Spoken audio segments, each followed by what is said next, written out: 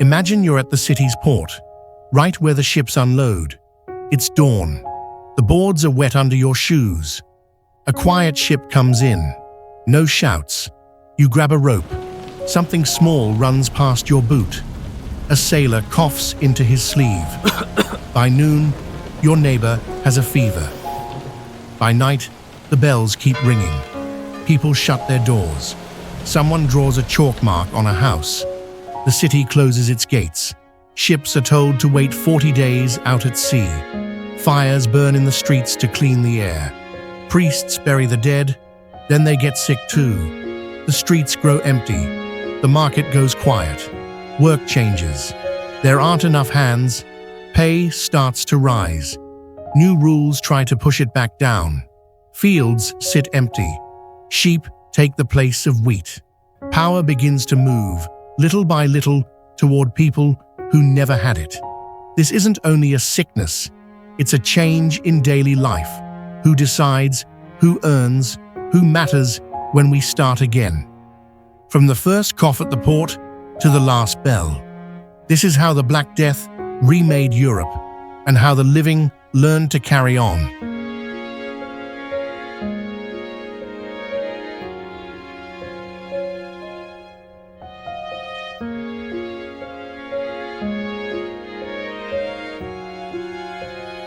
Chapter 1.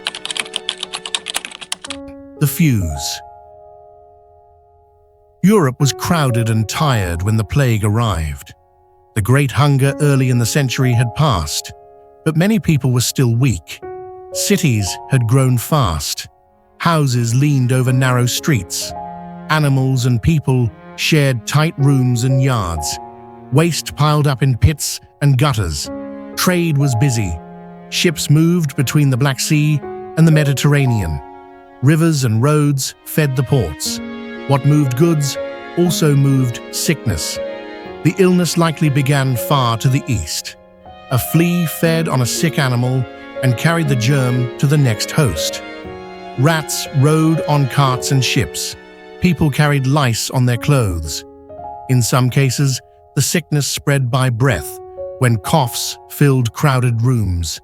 No one in Europe knew this. Most talked about bad air, angry skies, or the will of God. They were wrong about the cause, but they were right to be afraid. The spread followed clear paths. Ports were hit first. From Sicily, it reached Italy, France, and Iberia. From there, it pressed inland, along rivers and market roads.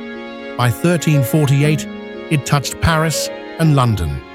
The next year, it rolled through German towns and climbed into the north. Distance slowed it a little. Ships, caravans sped it up again. Maps could not stop it. The signs were fast and cruel. A chill and a hot fever. A hard ache deep in the body. Swellings under the arms and in the groin. Dark spots on the skin. Breath that turned sour. Some people died in a week. Some in 2 days. A few fell in the morning and did not see the sun go down. Strong or weak did not matter. Rich or poor did not matter. The pattern was the same. Many beds went empty at once. Homes changed in a day. Bread and noise in the morning, then a closed room by night. Neighbors left food at the door and stepped back. Children were told to keep quiet. Mothers sat by a bed with a candle. Fathers dug when there was no one else to dig. Fear spread faster than news. It was hard to know who would be next. Cities tried to act. Clerks counted the dead. Church bells rang so often the ropes wore thin. Carts moved at night to new graves at the edge of town. Some places marked doors with chalk or branches. Some ordered ships to wait 40 days at anchor before anyone could step on land. People burned fires in the streets to sweeten the air. The rules were simple. Stay apart, stay outside, wait and hope. Doctors wrote advice and sold mixtures. They bled patients and burned herbs. They told people to keep windows shut or open them wide, depending on the day and the town. They argued about winds and seasons. Many fell sick while they argued. Priests and monks did burials until they collapsed. Some people grew kinder and shared what they had. Others shut their gates and thought only of their own house. Numbers were messy. No one had a full count. In many towns, a third of the people were gone. In some places, it was more. Whole villages went quiet. Farms sat empty. Workrooms lost their masters and their hands. Markets failed for days at a time. Letters from traders told of ports closed and roads watched. A second letter would come weeks later with half the names missing. By winter, the shape of life had shifted. There were more tools than hands to hold them, more fields than people to farm them, more rooms than families to fill them. The old balance was gone. You could feel it in the market. Bread waited longer to sell. A landlord lowered a rent to keep a tenant. A baker offered higher pay and still could not staff his oven. A guild opened its doors to new families because it had to. No one planned these changes. They were the first ripples after a hard blow. The plague killed many, but it also pulled at the ropes that held daily life in place. It loosened old knots and made space for new ones. It pushed towns to try new rules. It forced people to live with waiting and counting and watching ships from a distance. People changed how they cared for the sick. Some kept them inside. Others sent them outside the walls. Food and water were left at doors. Guards watched a few set-aside houses. Small rules like this saved lives. Trade did not stop at once. Risk and need argued in every port. A merchant with grain could not wait forever, and a town could not open its gates without fear. So they used time. 10 days at anchor, then 20, then 40. Some goods came in with long hooks. Some letters were smoked over a pan. It was slow and clumsy, but it built a habit. Work changed shape. Carters moved bodies when they once moved barley. Smiths made more tools for digging than for war. Women took on trades when husbands and brothers died. Children learned to mend and haul 2 years too soon. Monks who could write spent hours copying the names of the dead for city rolls. Bakers ran short of hands and trained whoever could stand the heat. Skill came fast because it had to. Faith bent under the strain. Some people fasted and prayed more. Some blamed their sins and asked for mercy. Others blamed strangers and did harm. A few holy houses closed their doors to survive as a group. Others opened them and lost most of their number. Priests who stayed near the sick were praised and mourned. People argued in whispers about why one house was spared and the next was not. News about cures rose and fell with each wave of hope. One town swore by a drink made from vinegar and crushed roses. Another hung herbs over doors. Some burned piles of wood at crossings to clean the air. A doctor wrote that avoiding loud noise would protect the heart. Another said to avoid fresh fruit. None of it stopped the main tide, but every small bit of control helped people feel less alone. Record keepers tried to keep order. They marked the day a ship arrived. They wrote how many were lost in each parish.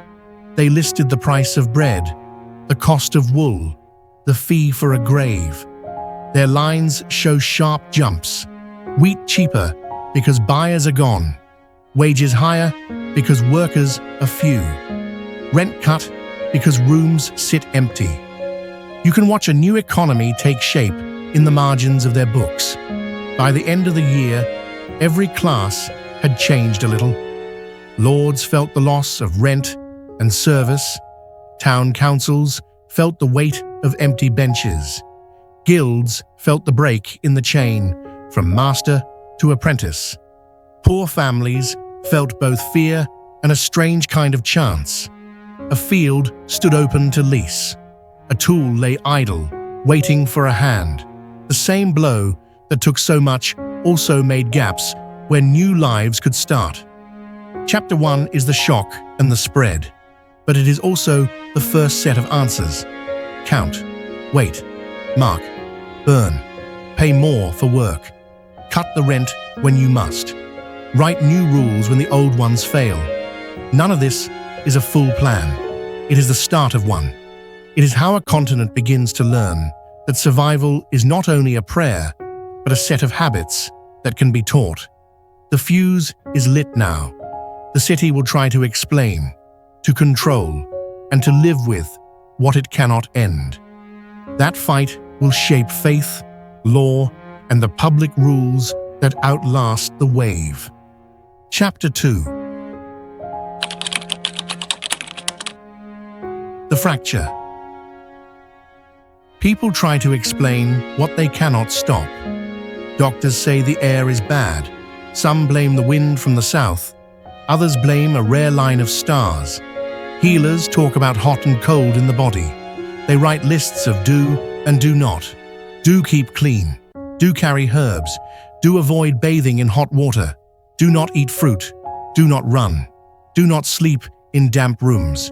None of this ends the dying, but rules give shape to fear, and shape helps people move.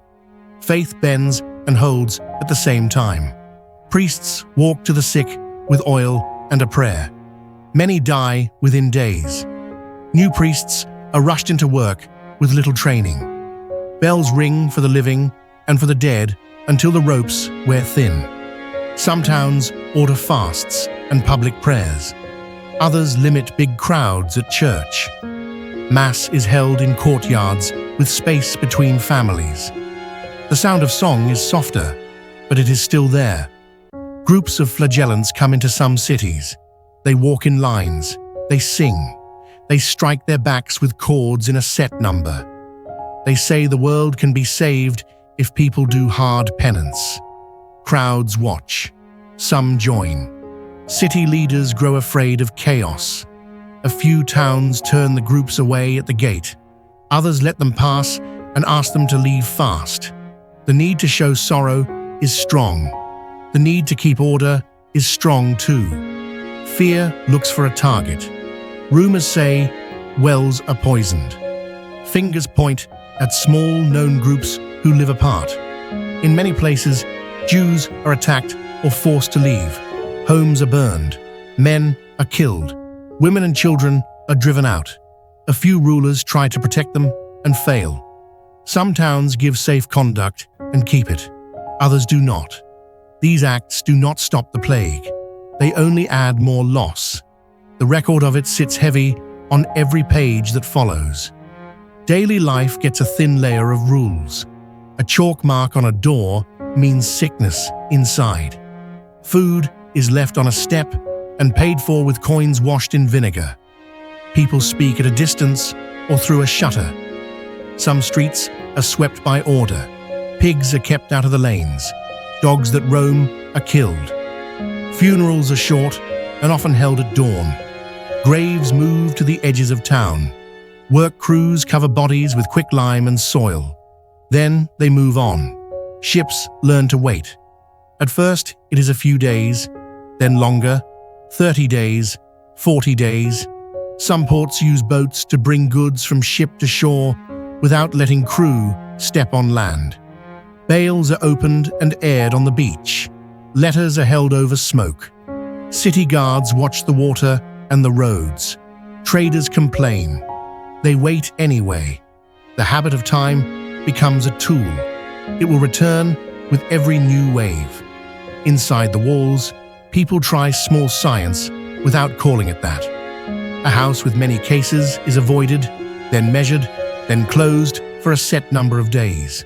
A worker who handled bodies is kept out of the bakehouse. A washer who cleaned clothes for the sick works outside the gate. A midwife keeps a list of who is ill on her street. A clerk notes the date a cart passed the corner. None of this is perfect. All of it helps. Cities start to write health orders. Sweep the market lanes each morning. Move animal stalls away from water. Do not throw waste from windows. Carry the dead by the short path. Do not ring bells at night. Set a watch at bridges. Keep strangers at the gate until a judge has seen them. A few places name officers for health. They have power to enter a house and to close a room. People grumble and still obey because the cost of not obeying is plain. Families make plans they never had before. A mother sets aside a small bundle of bread and salt for a neighbor who might need it. A father writes a simple will on a scrap of paper and hides it in a bowl. A teenage son learns a craft in a week that once took months. A daughter learns numbers so she can keep a stall if she has to. The old path from child to apprentice to master breaks. New paths form in days. Stories change tone. People still laugh, but not in the same way. Jokes are shorter. Tales are closer to home. A traveler tells a room what he saw 3 towns away. A widow tells how she fed 2 houses from 1 pot for 10 days. Someone remembers a cure that seemed to help a cousin. Someone else remembers a prayer that eased a last hour. The room listens. The room knows that some things help and some things do not. The room wants both lists. Doctors argue on paper and then change their minds. One says to seal windows. Another says to open them wide. One says to bleed early. Another says to avoid the knife. One writes that loud noise harms the heart when the air is foul. Another writes that song calms the lungs. What lasts are simple steps. Space. Fresh air when it is safe. Clean hands. Clean water. Less touch. Less travel. Time. Markets shift outdoors. Stalls spread out. Buyers come on fixed days. Prices are posted on boards to cut the time spent haggling. Coins are dipped before they change hands. Some goods are passed on a pole. Cloth is shown, but not tried on. Meat is sold early and fast. The baker sets a line with chalk on the ground. The brewer serves at a window. People accept the slow pace because fast is now worse. Schools and guilds improvise. A teacher moves class to a garden. A guild master lets a worker test for a higher level after one hard season. Not because rules are soft, but because the city needs hands. A scribe who wrote holy texts now copies orders for the council. A singer at feast days now reads the weekly list of the dead because his voice carries. Skills slide from one use to another. The border between sacred and civic work gets thin. Trust breaks in strange places and grows in others.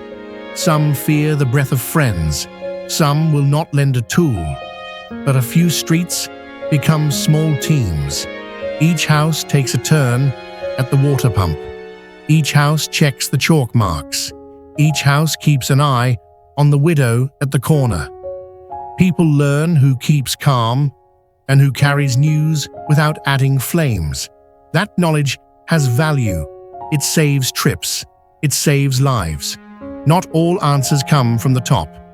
A midwife says to leave a window open and a small pot of vinegar under it, and the house feels better. A porter says to stack goods with space between them, and fewer get sick on his crew. A gravedigger makes a pattern for rows so families can find a place to pray later. A shop girl uses a cloth over her mouth because it makes her feel safer, and her line grows because buyers feel safer too.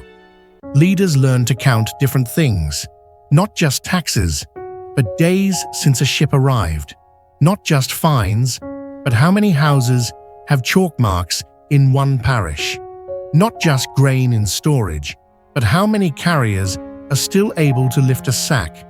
They make charts with simple lines. The line goes up. The line goes down. Meetings are shorter. Rules are tested on one street before they are written for the whole town. When a rule works, it stays.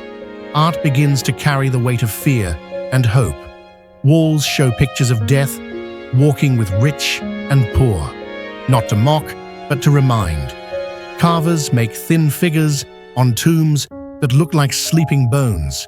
Preachers talk more about a good death and a clean heart. Writers gather stories told by people who left the city to wait in the hills. The tone is plain. Life is short. Be ready. Be kind if you can. Between waves, people breathe and rebuild. Shops open wide. Weddings are held. Children play in lanes again. Then a rumor whispers that illness has returned to a port 2 days away. The new rules wake up fast. Space in the market. Time at the gate. Care with strangers. The city moves from panic to pattern. It is not peace, but it is a plan. All of these threads pull on faith. Some people feel closer to God than before. They pray more and give more. Others feel let down. They see empty pews and ask hard questions. They notice that some leaders hid while others served and fell. Trust shifts from titles to deeds. A quiet clerk who never left the counting table is honored with a simple meal. A proud lord who fled is greeted with thin smiles when he returns. This chapter is the break and the patch. It is how people fill the gap between what they know and what they face. They build a net from rules, from time, from small acts of care, from hard choices at gates and bridges. They make mistakes, they correct them, they carry the scars into the next year. What they learn will shape work, wages, rents, and rights.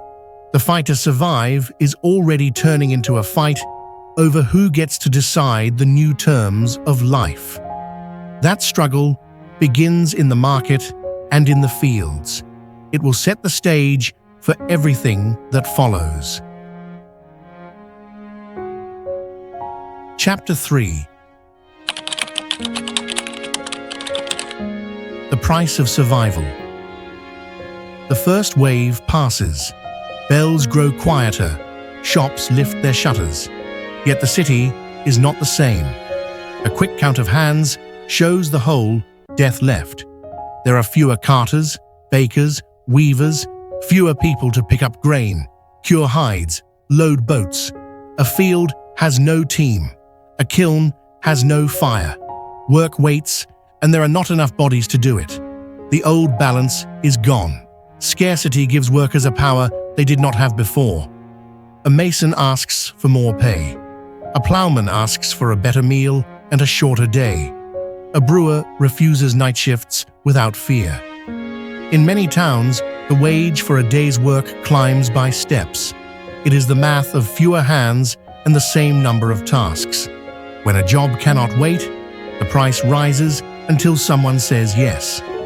Those who paid low wages last year feel the shift. Landlords see rents stall. Millers wait for grain that never arrives. Guild masters count empty benches. Councils see roads that need fixing and fewer crews to send. Lords fear fields turning wild.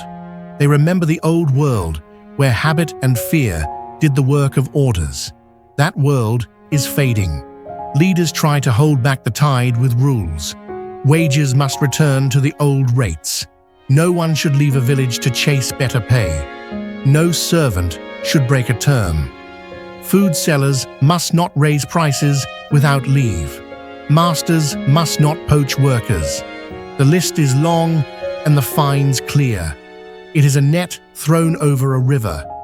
For a time, it catches a few fish, but the current still runs. Some officials fear a rush of prices that could put bread out of reach. Others want to guard old rights. In practice, rules rise and fall with need. When a bridge must be built before winter, the overseer pays more and writes a soft lie in the book. When a harvest is late, a landlord offers better terms to keep tenants from moving away. Paper says one thing, hunger says another. Serfdom weakens in many Western lands. It does not end in a day, and not everywhere, but the tight bond that chained a person to a lord's land loosens. A labor duty becomes a rent in coin. A right of control becomes a fee. People who once owed days of work now count silver instead, then look for a buyer who pays a little more. Mobility grows. A young man leaves a hard village for a town where stones need setting. A young woman moves to a port where wages are better. Not all of Europe turns the same way. In parts of the East, large estates gather power and hold labor tight. New rules bind people to land and lord. Fines punish leaving. Where markets are far and towns small, the old order is harder to shake. The map shows two paths, one where labor can walk and one where it cannot. Inside cities, guilds face a choice. Keep strict entry and waste benches, or open the door and risk pride. Many choose a blend. Years of training are shortened. Widows and daughters keep a shop if they show skill. A fast learner earns a card. A guild that refuses to bend loses trade to neighbors that do. Work itself changes. Tasks once done by many are split. A loom is tended by a mother and two older children. A mason's team lifts with ropes and frames. Plows are shared by two small farms. The city learns to do more with fewer hands because it must. Fields change too. Thin land goes back to grass. Sheep eat where weak wheat once grew. Wool fits the time. It needs fewer workers than grain, and it sells for coin far from the farm. In towns, cloth makers feel the pull. Spinners find steady work. Dyers return to their vats. With change comes anger. Taxes do not fall just because the world is thin. New levies pay for wars and city works. Men who have tasted better pay do not like to be told to stand still. When harvests fail or prices jump, talk in alehouses grows sharp. Uprisings build in whispers and notes on doors. A steward is chased from a field. A taxman runs. A village refuses a levy. A band moves toward a town and gathers more people as it goes. Many risings fail fast. Some burn bright for a week and then go out. But their memory stays, like a scar you feel when you stretch. Women step into wider roles. Death has taken husbands, fathers, brothers, sons. Shops cannot shut forever. Inns must serve. Markets must open. So women claim stalls, keep accounts, train helpers, and deal with officials. Some had done these things before in the shadows. Now it is in the open. Court records show their names on deals and fines. Guild notes show votes to let them run a workshop until a child comes of age. Counting gets sharper. Clerks, who once kept only rents, now list workers and skills. A book notes who can thatch, who can lay stone, who can brew at scale, who can drive a team. Another book tracks the price of grain, wool, nails, and candles week by week. When prices swing too fast, leaders see it sooner and act. For common people, change shows up in small wins and hard knots. A tenant bargains a lower rent or gets a longer lease. A worker buys meat a bit more often. A family sends a child to learn letters because the world now rewards those who can read a list and sign a name. At the same time, some rules tighten. A law fines people who leave a village without papers. A judge orders a whipping for idling when a man waits for a higher wage. 2 steps forward, 1 step back, yet the floor is higher than before.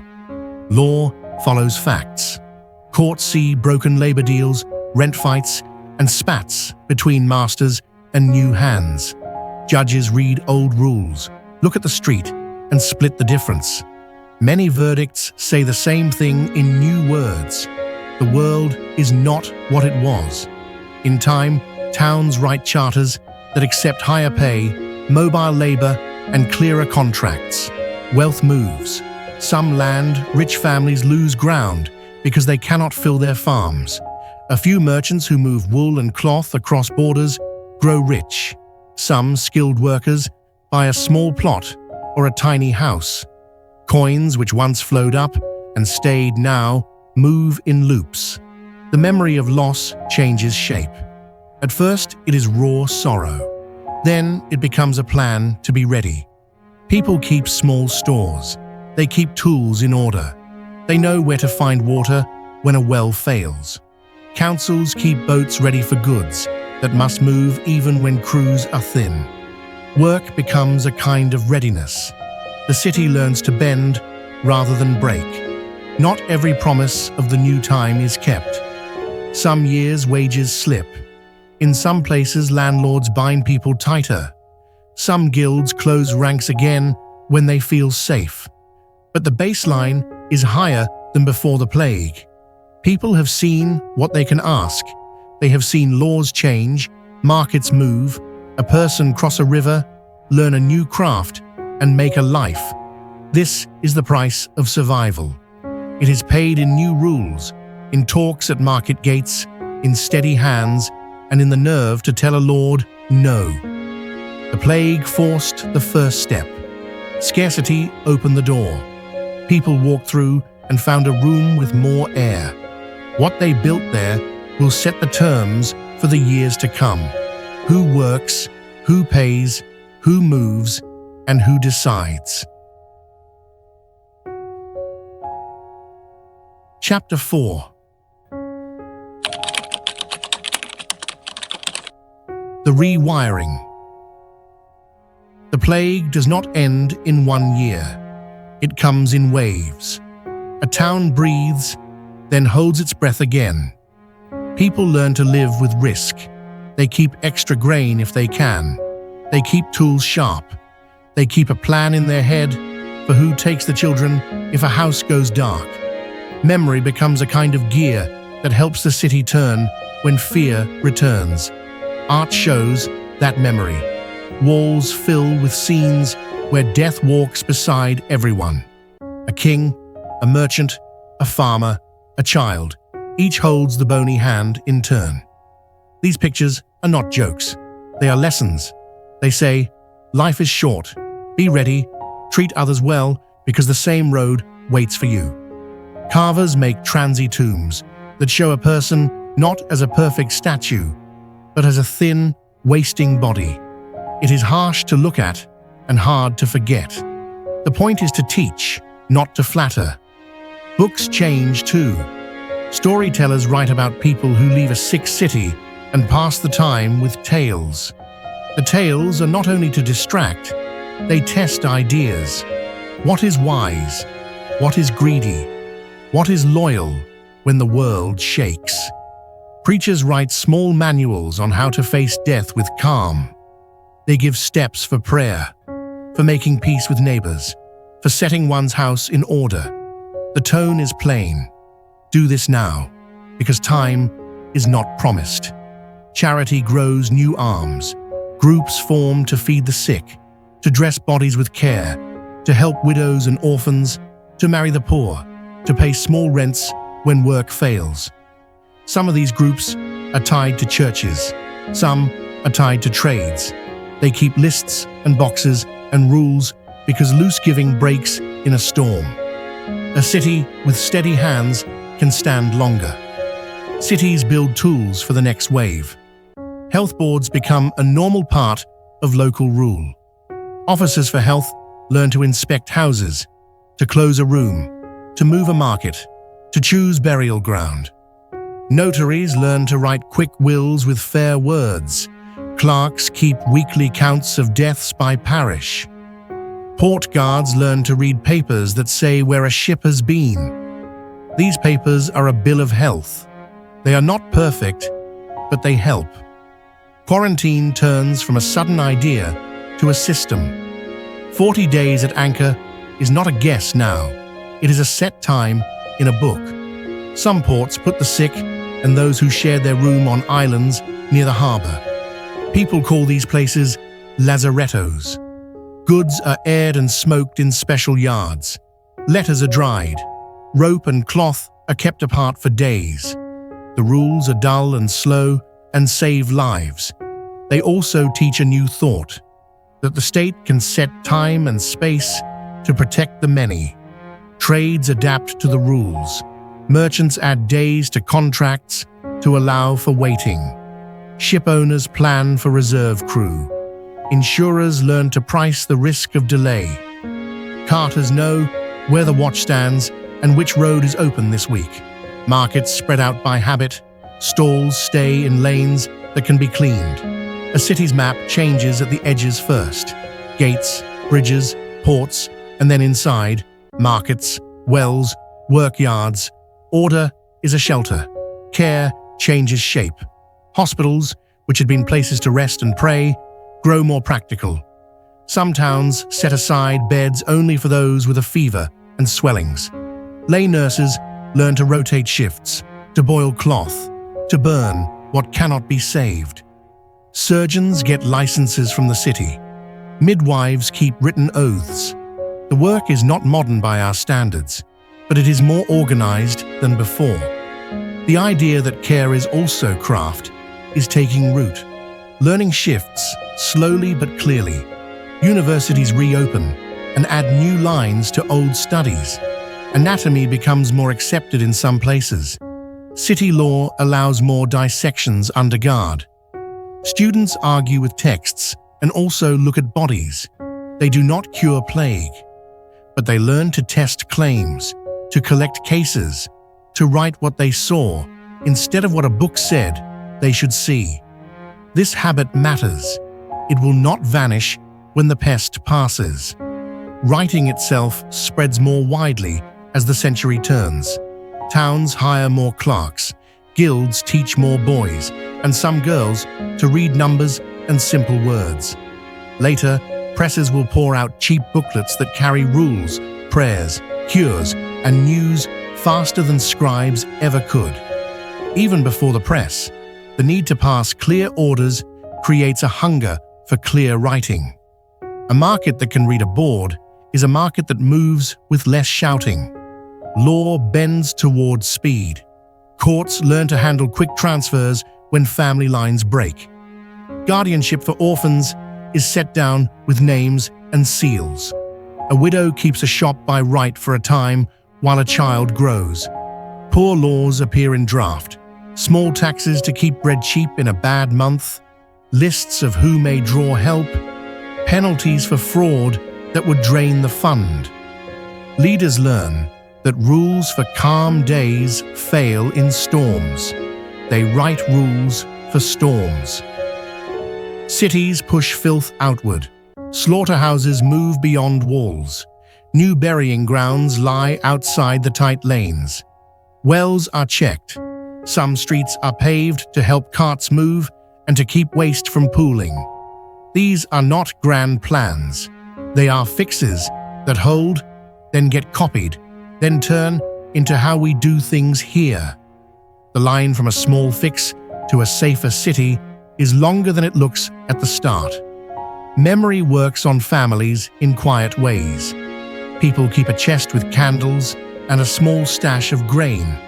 They teach children where to find water if a pump fails. They store a spare set of clothes for a neighbor who might need it. Dowries and gifts show the new order. A girl may get tools for a craft, not only linens. A boy may get a share in a stall, not only a plough. Work and worth spread more ways than before. Patronage changes too. Some who gained coin in trade pay for a chapel, a public fountain, a row of poor beds, a schoolroom. Part of this is faith. Part is memory of loss. Part is a wish to be remembered for more than profit. Pain has a way of turning wealth toward things that last. In time, this helps build the ground where new art and thought can stand. We should not say the plague caused the Renaissance. That is too simple. But we can say wages shifted, people moved, cities learned to organize, and money flowed through new hands. Those things opened space and paid for talent. Customs change around death and time. Funerals are shorter, but remembrance grows. Bells toll by count to mark age. Lists of the dead are read in order each week. People keep days for lost family. They wear simple signs of grief. They speak more plainly in wills. Who gets the stall? Who keeps the child? Who pays the debt? Precision in grief becomes precision in life. In the shop and in the yard, time gets sliced thinner. Workdays are counted in hours, and tasks because crews are small and must be used well. A clock on a church or a hall gains meaning beyond prayer times. Orders say, open from the 3rd hour to the 9th, and are kept. This sense of time as a public thing, not just a private guess, helps a city coordinate when it must act together fast. Ideas about power shift underfoot. People see which leaders stood and which fled. They remember. A clerk who counted each parish fair and true holds more moral weight than a lord who sent orders from the country. Councils add seats to bring skilled hands into rule, not always out of love for the poor, but out of need. A city that listens to its makers and movers can recover faster. Practical voices carry. Across the map, patterns repeat with local color. One town builds a lazaretto on a small island. Another uses a fort on a hill. One bans pigs forever. Another allows them with rings and rules. One keeps lists by street, another by trade. From the top of a tower, these look like small choices. From the ground, they are the texture of survival. The habit of setting rules, testing them, and keeping the ones that work is the true change. The church, too, learns from the years. Some orders take vows that include care in plague time. Some keep money set aside for sudden need. Preachers speak more on justice between neighbors than on fine points of doctrine. They know that people judge faith by deeds they can see. Holiness that runs when the street is on fire is no longer praised. Quiet bravery is. Children grow up in this world of rules and memory. For them, quarantine is not a strange word, but a normal weight. Chalk lines in a market are not shocking, but simply where you stand. A health officer is not a rumor, but a person with a name. They will carry this frame into the next century. When new problems come, war, hunger, other fevers, they will reach for these same tools first. Count, mark, space, air, time, care, pay, law. By the late 1400s, many towns have rebuilt in body and in habit. Streets may still be narrow, but more are paved. Markets may still be crowded, but lines and boards make them faster. Ports may still be busy, but papers and islands slow danger. Schools train more hands to write. Shops train more minds to reckon. Pain did not make people wise by itself. Practice did. Repetition did. The will to try again did. What did the plague change in the end? Not the fact that people die. Not the fact that fear spreads. It changed who could speak in the market and in the hall. It changed what a city felt allowed to do for the common good. It changed how much a worker could ask and how clear a contract had to be. It changed what art dared to show and what a book could teach. It changed the tools on the table when crisis knocked. The story does not end with a cure. It ends with a set of habits that outlive the worst year. A bell that calls not only to mourn, but to count. A board that lists not only prices, but rules. A boat that waits because many lives depend on the waiting. A family that keeps a little extra for a neighbor. A council that writes a plain order and enforces it fairly. These are the quiet inventions that stayed. Death rewired Europe. The living learned the new map. They drew lines for health, for work, for law, for care. They walked those lines again and again until they felt like streets that had always been there. And when the next wave came, they did not face it with only fear. They faced it with memory, with tools, and with one more hard-earned truth. Even without a cure, a city can build a way to endure. Outro. Thanks for watching. If this story taught you something new, tap like and share it with a friend. Drop a comment with the one moment that hit you the most. Subscribe to Echoes of History and turn on the bell so you don't miss the next video.